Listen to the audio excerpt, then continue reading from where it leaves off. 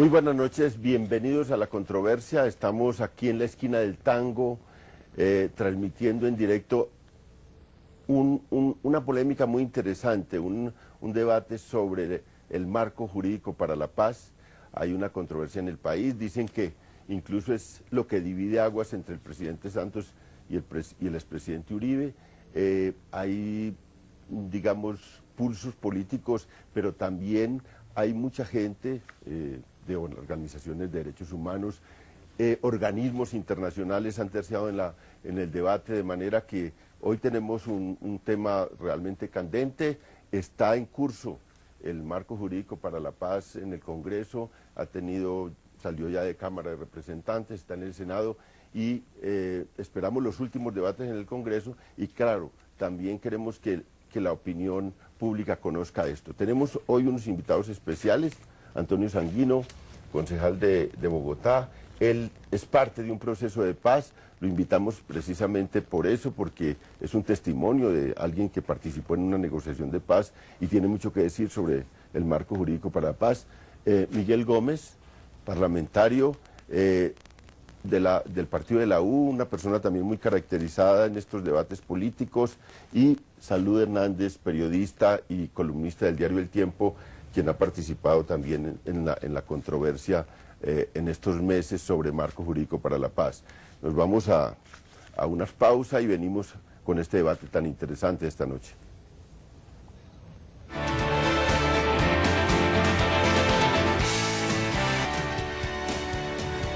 Bueno, ya vimos que aún en las organizaciones de derechos humanos y parlamentarios hay distintas opiniones.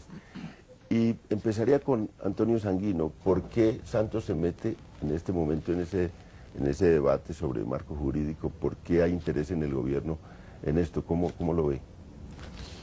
Yo creo que el presidente y el gobierno está, digamos, haciendo un cambio de tercio en la valoración y en el enfrentamiento del conflicto armado interno. Luego de 8 años, digamos, de una agenda dura de enfrentamiento militar a las guerrillas, de una negociación que no se hizo bien con las autodefensas o con los grupos paramilitares. Y me parece que el presidente Santos está buscando, digamos, introducir una manera distinta, ¿sí?, de encarar el conflicto, que es, en todo caso, una vuelta a la agenda de negociación que el país conoció en la década de los 90. Incluso, este marco jurídico para la paz es también un retorno al espíritu de la Constitución de 1991, porque lo que busca el marco jurídico es darle unos instrumentos constitucionales, es una reforma constitucional, al presidente para que pueda abrir escenarios de negociación. Lo mismo hizo la Constitución de 1991. Usted recuerda, León, que el artículo transitorio, el 12 y el 13, ¿no?, con el que nosotros hicimos, por ejemplo, la negociación de paz en el año 94, le daba al presidente de la República y al gobierno unos instrumentos para poder acometer un proceso de negociación política que no agotaba el tema de la justicia, del tratamiento, digamos, jurídico a los delitos conexos al delito político de la rebelión, que luego tuvo desarrollos en una ley de orden público, la ley 104, que estableció qué delitos eran indultables y qué delitos no eran indultables. Por ejemplo, en ese momento, en el caso nuestro, el delito del secuestro no fue materia de indulto ni de ningún tipo de beneficio jurídico en esa negociación de paz. De tal suerte que yo lo que creo es que, y me parece afortunado que así sea, que el presidente y que sectores del Congreso están tratando de dotar al gobierno y al presidente de instrumentos constitucionales que le permitan un margen de maniobra política importante, con un elemento nuevo que a mí me parece importante rescatar, es el concepto de justicia transicional, ¿no? Y yo por eso no coincido con quienes desde las dos orillas ideológicas cuestionan este marco jurídico, porque a mí se me hace que el país tiene que buscar una manera de ponerle punto final a la guerra sin sacrificar unos estándares mínimos de justicia, y eso tiene un nombre, digamos, en las experiencias de resolución de los conflictos armados en el mundo, que es justicia transicional. Antonio, pero bueno, este marco jurídico se inspira en qué otras experiencias de paz que permiten que permiten también tomar referencias, digamos, de otros sitios. Es que yo creo que estamos obnubilados con la experiencia de desmovilización de los paramilitares y con lo que ha sido la experiencia de Justicia y Paz, en la que yo, por ejemplo, tengo una valoración relativamente distinta a mis contertulios. Yo creo que en todo caso, a pesar de todo lo que aquí se ha señalado, Justicia y Paz abrió un camino que a mí me parece que es importante reconocer a la hora de construir un escenario de paz en el país, y es que trajo el tema de la justicia a la agenda de discusión sobre la paz. Pero yo decía al principio, el país tiene otras experiencias. El país tuvo la experiencia de la paz de los 90, ¿no? Y la paz de los 90, por ejemplo, a pesar de que por el contexto internacional, por la manera como se hizo esas negociaciones que desmovilizaron a buena parte de la guerrilla, por lo menos la mitad de la insurgencia guerrillera, participó de un proceso de paz que culminó además con un proceso constituyente y con una nueva constitución. Esa experiencia, por ejemplo, a pesar de que no incorporó la agenda de las víctimas, ¿no?, como debía hacerse, ¿no?, es una experiencia relativamente exitosa. Es una experiencia de transformación de organizaciones armadas en expresiones políticas civiles. Una experiencia que además pluralizó el sistema político colombiano, ¿sí?, que es, digamos, en buena parte la raíz del conflicto que vive el país desde hace más de 50 años. Entonces, yo creo que la pregunta que uno tiene que resolverse es si estamos dispuestos o no a que constitucionalmente el gobierno tenga, y el Estado en cabeza de los gobiernos tengan unos instrumentos, digamos, unos márgenes de maniobra para poder adelantar iniciativas que conduzcan a ponerle un punto final al conflicto armado por la vía de la negociación política. Claro, repito, el concepto de justicia transicional hay que traerlo. Si resolvemos positivamente, afirmativamente ese interrogante, pues luego la segunda pregunta que hay que responderse es ¿cuáles son los límites? ¿Cuál es el marco? No hay ningún límite. Es que discúlpeme, Salud, yo creo que lo que estamos discutiendo hoy es si constitucionalmente abrimos esa puerta. Y lo que vendría después es la discusión que ha señalado León, es la discusión de la ley estatutaria, de los límites. Mire, cada proceso de paz, pues claro que es conducido por un gobierno. La iniciativa de paz del presidente Barco fue la que condujo a la desmovilización del M-19, ¿sí?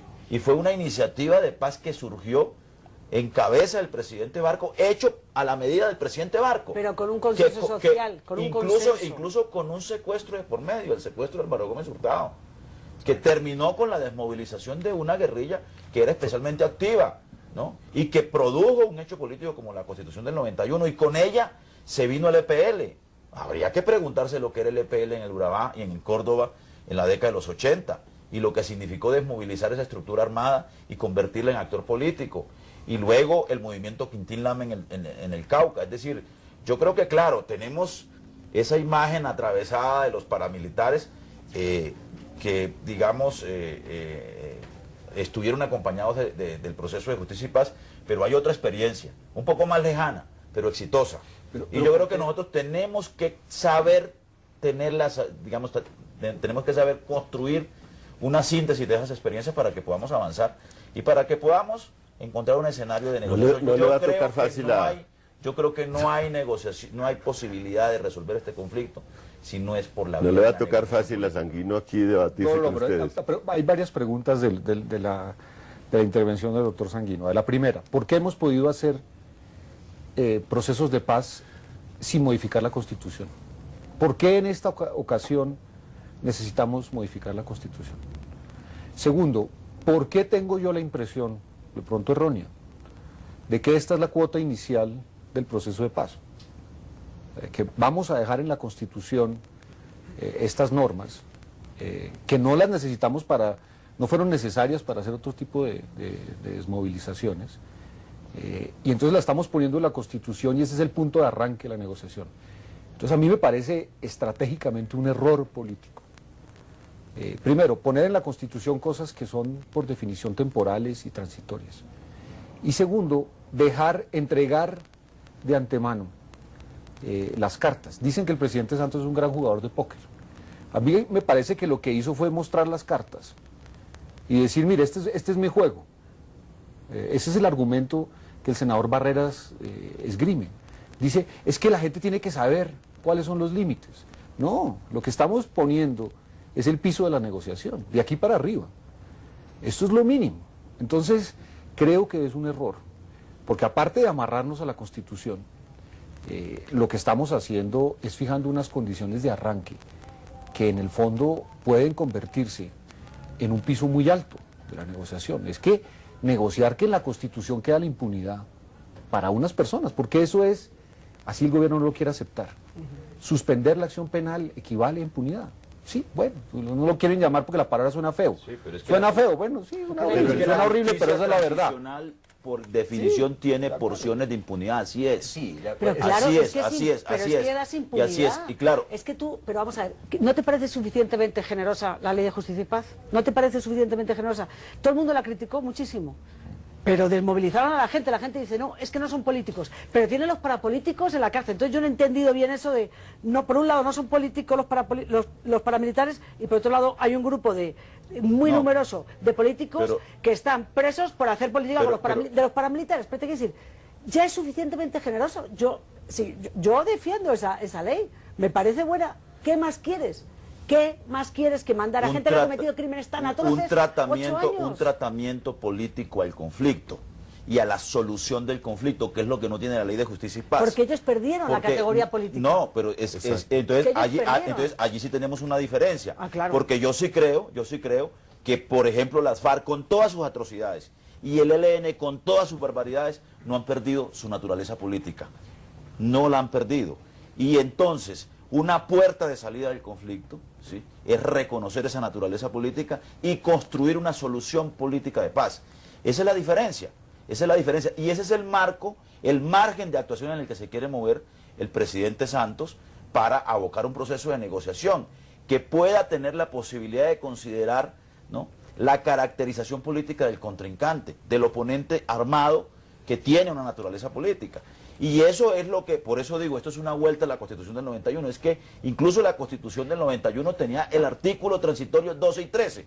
Si usted coge el artículo transitorio, doctor Gómez y doctora Salud, se va a encontrar el 12, ¿no?, que le da facultades al presidente de la República para conceder favorabilidades políticas a aquellas organizaciones insurgentes que se vinculen a un proceso de paz.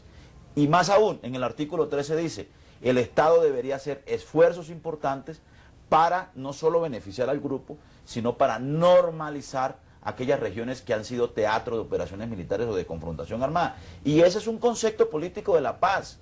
Así es. Y ese es el debate. Por eso es que la sociedad colombiana está dividida en relación con esos asuntos. Vamos a un breve corte, esto terminó en punta y creo que aquí hay mucho que hablar hacia adelante porque se está hablando de las guerrillas, pero entiendo que el marco va más allá. Es un marco jurídico para fuerzas militares también y para otras organizaciones, reductos de paramilitares y todo esto. Es un marco más amplio. Y eso será un debate en una segunda parte de esta controversia. Le estamos transmitiendo desde la esquina del tango. Por generosidad de los dueños de la esquina del tango, en Chapinero transmitimos este programa.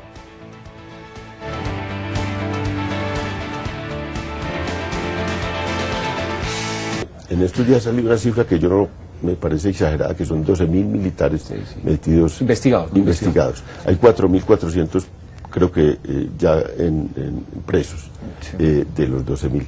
Eso es realmente mucha gente. Hay un caso emblemático, el Palacio de Justicia. Sí. Es que yo coincido doctrinariamente con lo que usted dice, doctor Gómez, pero creo que en la realidad de la solución del conflicto hay que a veces morigerar un poco la doctrina, porque fíjese usted que el mensaje político que el país está recibiendo es que tiene a un alcalde que viene del M-19 como Gustavo Petro, ¿no?, pero tiene al militar que hizo la operación de retoma del Palacio judicializado, y hasta el propio presidente de la República, ¿no?, en manos de cortes internacionales. Entonces yo creo que hay que también encontrar una manera de atender, ¿sí?, digamos, las situaciones de comisión de delitos, ¿no?, en virtud del conflicto armado que comprometen a miembros de la fuerza pública. Es que si no, no vamos a tener, repito, Pero no vamos a aquí tener tenemos una paradoja, punto final. No, un reinsertado defendiendo que los militares No, tengan pero ¿sabes una... por qué no?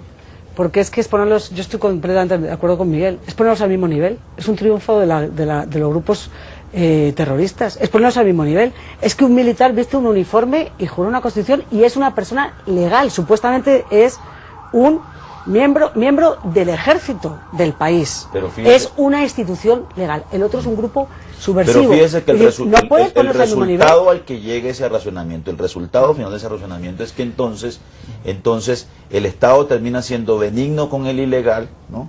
Y absolutamente implacable, ¿sí?, con quien estaba del lado de la legalidad. Fíjense ustedes a dónde conduce ese razonamiento. Sí, ¿sí? pues, Es probable que en este país digamos, no, el resultado práctico es ese. Pero si yo le... ¿Cómo evitamos ese resultado práctico? Pero ¿cómo vas a poner las ¿sí? fuerzas militares porque finalmente caemos entonces, es que yo como lo estoy diciendo desde la convicción de que aquí se necesita un acuerdo negociado, ¿no? Pero si con ese razonamiento caemos en lo que usted, doctor Gómez, estaba cuestionando hace ratico, y es que pareciera ser que premiáramos, ¿no?, a quien viole la ley, ¿no?, o al que se enfrenta al Estado, ¿no?, y no hacemos lo mismo con quien defiende el Estado. Ahora, y defendiendo el Estado comete delitos y comete excesos. Yo creo que, mire, lo que pasó por eso decía que es un caso emblemático, el caso del Palacio de Justicia. En su momento el M-19 dijo, ¿sabe qué? Indultemos a los militares, con los cuales nosotros nos enfrentamos en este conflicto. Y los militares dijeron, no, nosotros, ¿cómo así que nos van a igualar con los terroristas? Nosotros no necesitamos indulto, ¿no? Y fíjense que ese hecho, ¿no?, ha conducido a este mensaje equívoco, que a mí me parece que es equívoco, así parezca contradictorio, León, ¿sí?, pero yo creo que tenemos que buscarle una salida también a quienes... Pero es que hay una diferencia.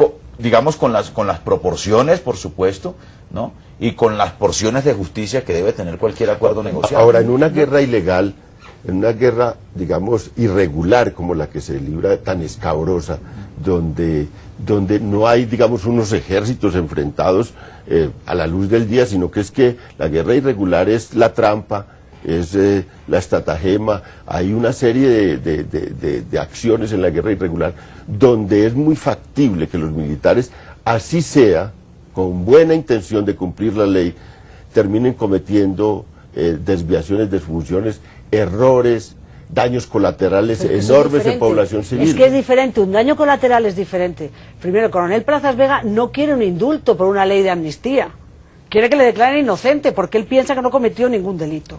Sí, porque él defendió. Cumplió unas órdenes. Y eso de un daño colateral no se puede considerar igual que una bomba, que un secuestro, que un atentado terrorista. Es decir, nos estamos volviendo locos. No es lo mismo. Es que por eso tiene que haber una justicia militar que juzgue ese daño colateral. Pero, por ejemplo, y otra cosa son los falsos positivos. Es que un tipo que ha cometido un falso positivo no tiene ningún derecho al indulto. Pero Plazas Vega está juzgado por desaparición. El coronel Plazas Vega, él se cree inocente, pero la justicia no lo cree. Bueno, no, ¿sí me entiendes? Entonces, como la justicia no lo cree, tenemos que encontrar una fórmula para está juzgado por desaparición. Bueno, y está juzgado. Está juzgado y bueno, y tiene el peso de la justicia. Y él, por supuesto, dirá, yo lo hice, ¿no?, en defensa de la democracia, maestro. No lo hizo. No, él dice que no lo hizo. Él dice que no lo hizo.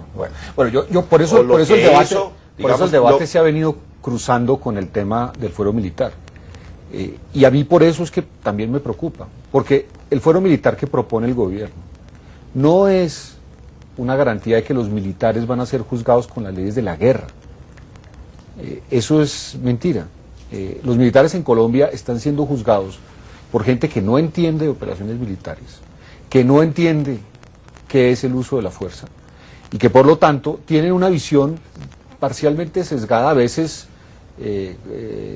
digamos por razones puramente legales y interpretación de las normas, y otras porque tienen agenda política y les parece que todo lo que hacen los militares en nuestro país por definición está mal hecho. Entonces, la idea de que un militar puede ser juzgado por leyes y con criterios civiles es de por sí un triunfo gigantesco de la guerrilla. La guerrilla ha tenido dos triunfos enormes en esta sociedad. Uno, el de convencernos de que no podemos ganar la guerra. Eso es un triunfo monumental desde el punto de vista de la propaganda, es una cosa colosal. Usted le pregunta a los colombianos y dice, ¿la guerra se puede ganar? No, eso es imposible. Yo no creo. No, pero Yo- con el presidente Uribe se creyó que se no, podía no, no, ganar. pero yo hay muy poca gente en el país cree. Lo religieron, lo religieron porque No. creían eso. No, pero muy poca gente en el país realmente cree eso. Y la guerrilla en eso ha logrado convencer inclusive al estamento y a la prensa y a los jueces que la guerra en nuestro país no tiene sentido porque nadie la va a ganar. Pero porque Y yo no llevan creo- 50 años en esa. No, pero es porque no hemos hecho lo que hay que hacer. Pero bueno, eso es otra cosa. Eso es una discusión para otro programa que podemos hacer aquí mismo, podemos sentarnos y discutir de eso. Y el otro triunfo enorme ha sido el de convencer en general a la opinión pública de que la justicia penal militar es un sinónimo de impunidad y de que los militares no pueden ejercer justicia, que las leyes de la guerra no se pueden hacer respetar y que por lo tanto eso lo tiene que hacer la justicia ordinaria. Y entonces han ido paralizando unidades enteras de combate. Es, digamos, Se de nos las victorias acabó más el dulces tiempo. y más suaves. Sí. Yo- Miguel, se nos acabó el tiempo, esto pasa volando a pesar de que es una hora. Entonces, transmitimos desde la esquina del Tango por amabilidad de los dueños en directo, Canal Capital, La Controversia. Los esperamos el próximo lunes en un nuevo debate sobre temas de coyuntura y temas centrales del país. Muchas gracias a nuestros invitados que nos han, con su presencia en este debate, realmente ha sido interesante y hubo un poco desequilibrio, pero al fin salimos bien de Faltó Roy. Sí, faltó. Oye,